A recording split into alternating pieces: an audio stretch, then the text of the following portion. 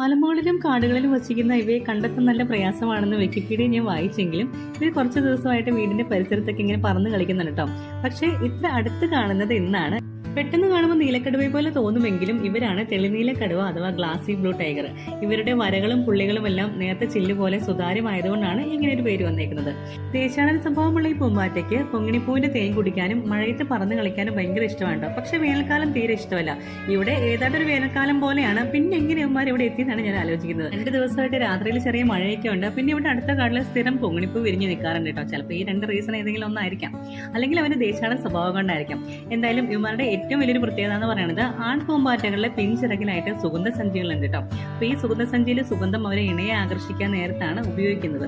ഇവന്മാരെ നമ്മൾ ഇതിന് മുന്നേ കണ്ടേക്കുന്നത് പാറപ്പുറത്ത് കൊങ്ങിണിക്കാടിനുള്ളിലാണ് കേട്ടോ. അവിടെ 2-3 ഞാൻ കണ്ടിരുന്നു. എന്തായാലും കാട്ടിൽ മാത്രം കാണുന്ന ഇവരെ എന്റെ വീടിന്റെ മുറ്റത്ത് കണ്ടതിൽ വളരെ സന്തോഷം. Tata, bye bye.